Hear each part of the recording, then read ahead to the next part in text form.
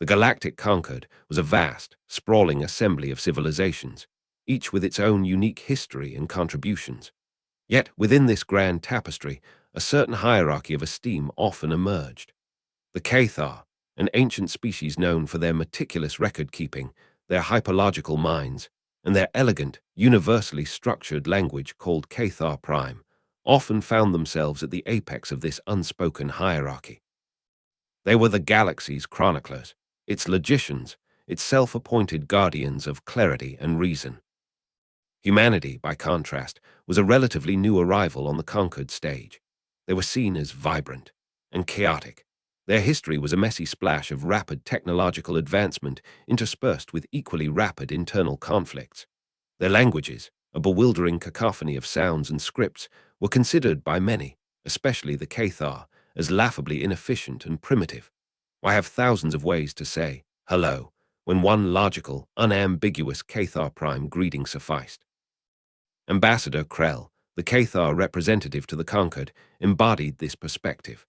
Tall, with skin like polished obsidian and eyes that glowed with a soft, analytical light, Krell often spoke of human endeavors with a patient, almost paternalistic sigh. Their potential is observable, he might concede in a diplomatic session, but their cultural outputs lack the refined structure of a truly mature species. Their histories are fragmented, their tongues are Babel.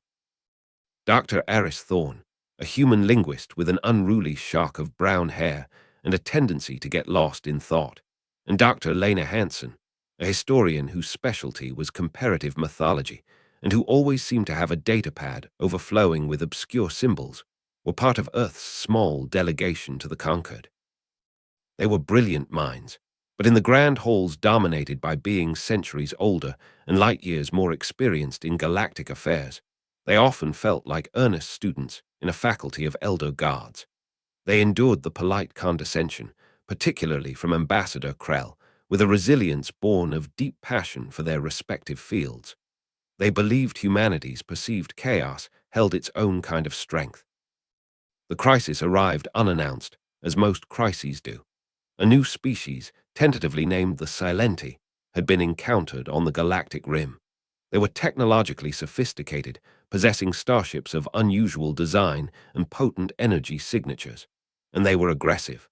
Several conquered exploration vessels that had strayed too close to their declared territory had vanished without a trace. Attempts at hailing them on any known frequency, using any known language or mathematical greeting, were met with silence, or worse, with precisely targeted warning shots. Tension within the conquered skyrocketed. The Silenti were an unknown variable, and the galaxy's more militaristic factions were already calling for a preemptive strike. The Cathar, naturally, were tasked with leading the linguistic first contact efforts. Their finest philologists, armed with the most advanced translation matrices and the vast database of Cathar Prime, spent weeks beaming every conceivable form of logical communication at the Silenti.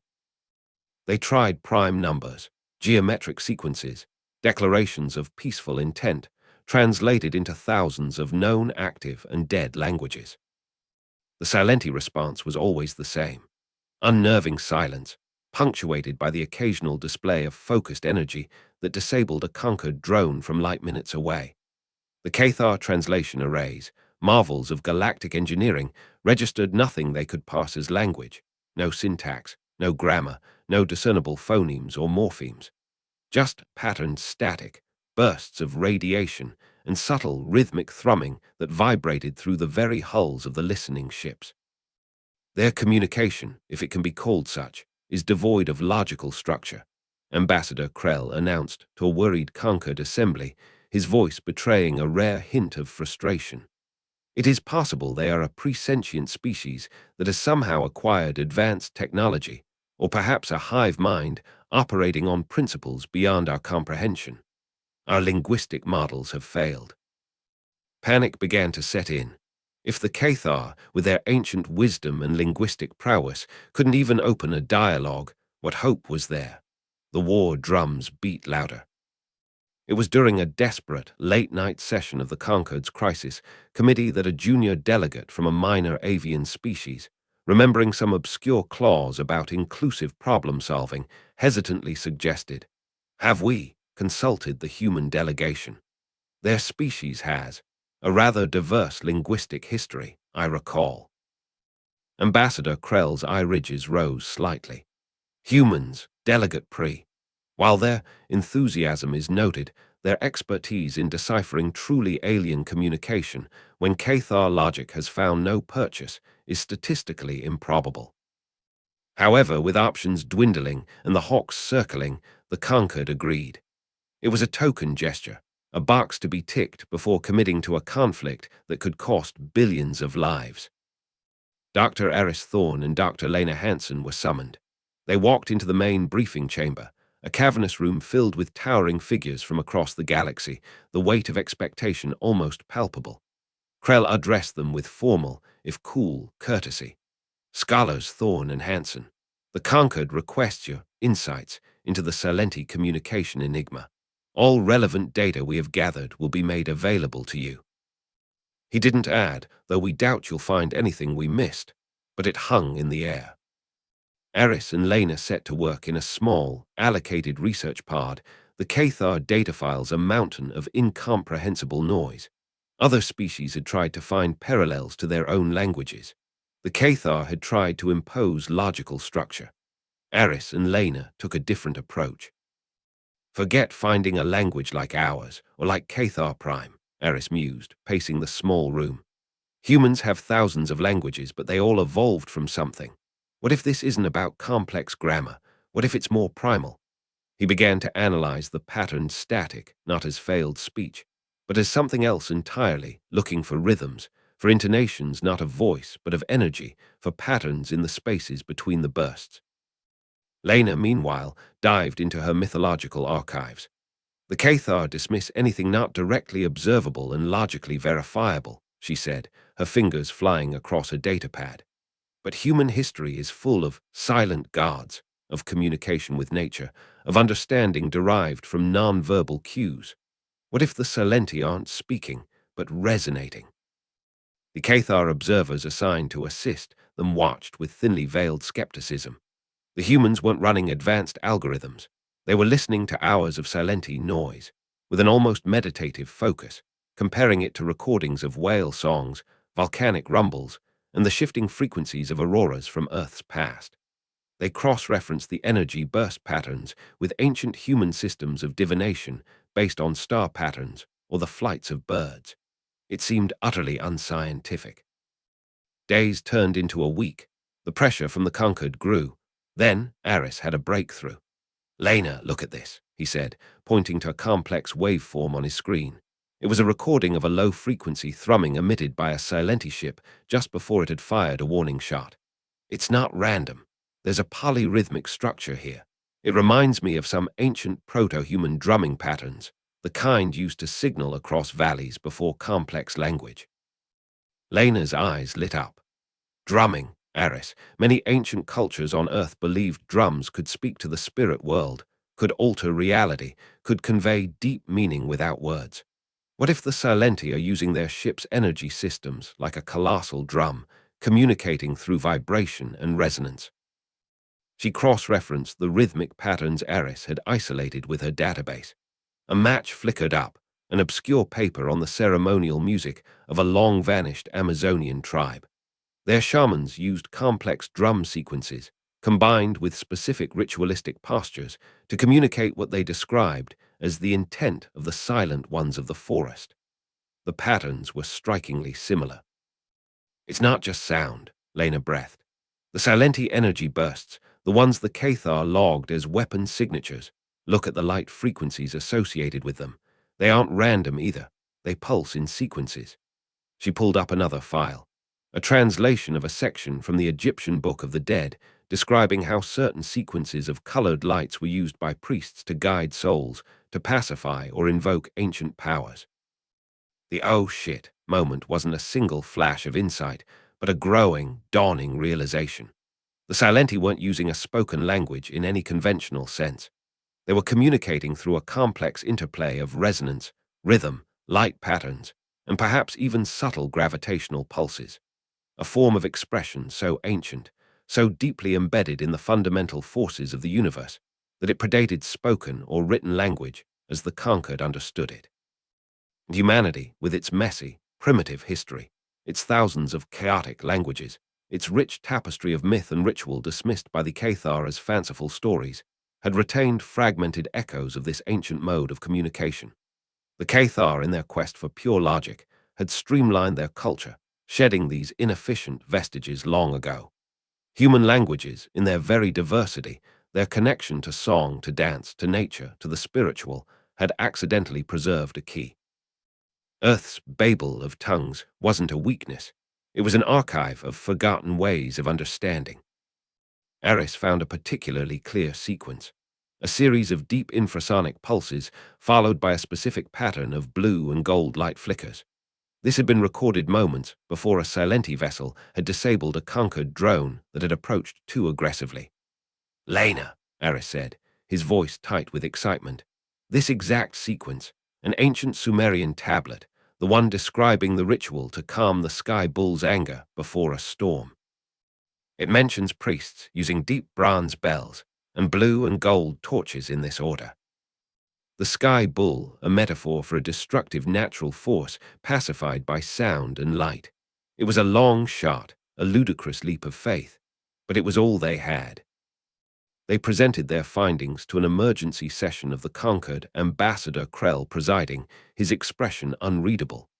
"We believe the Silenti are not silent in the way we understand it," Eris began. "They are communicating, but their language is one of resonance, of cosmic rhythm, of light. It is a language our distant ancestors, in their own ways, might have partially understood."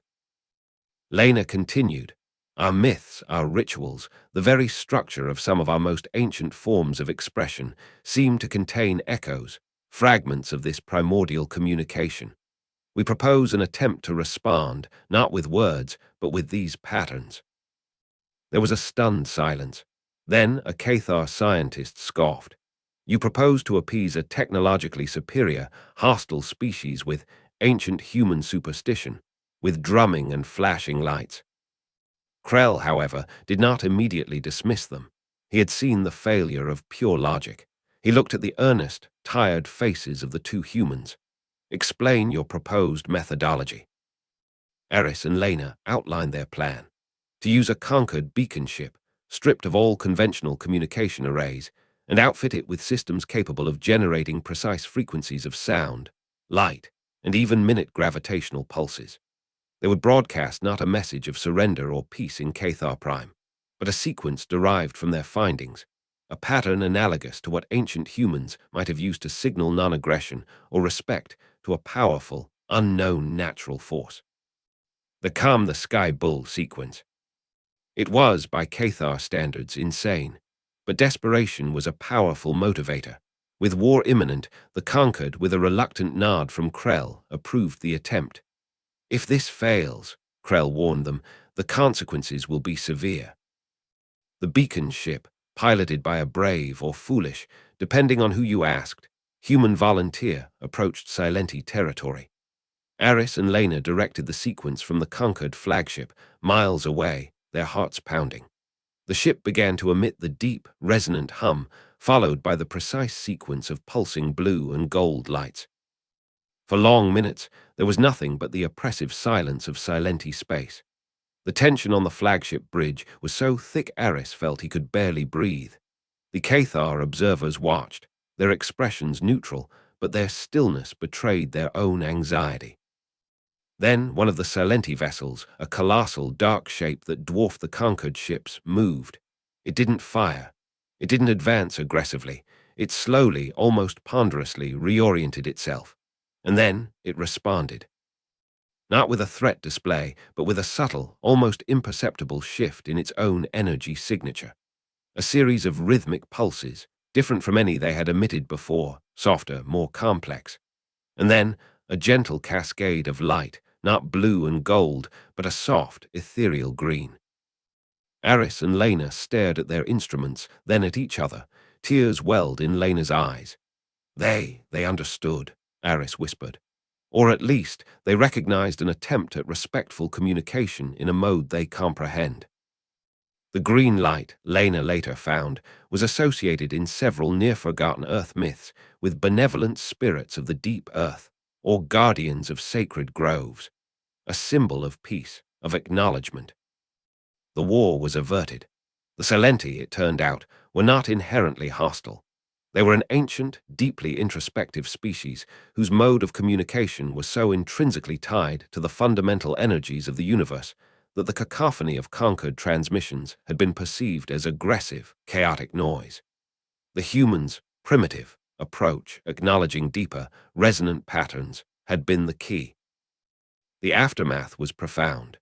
Ambassador Krell, in a rare public display of something other than serene logic, formally acknowledged the human contribution.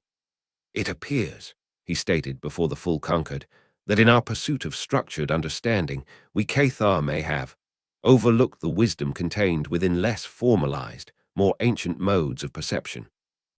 Humanity's diverse cultural heritage, their Babel, as we once perhaps dismissively termed it, has proven to be an unexpected repository of galactic memory. Human linguists, mythologists, even anthropologists and artists suddenly found themselves in high demand. The Conquered established a new xenolinguistics division, co-chaired by Aris Thorne and Lena Hansen, dedicated to exploring non-conventional and resonant communication. Earth, once a minor player, was now viewed with a new respect, even awe. It was seen as a living library, its chaotic diversity of cultures and languages not a sign of immaturity, but a unique strength, a treasure trove of forgotten connections to the galaxy's deepest past.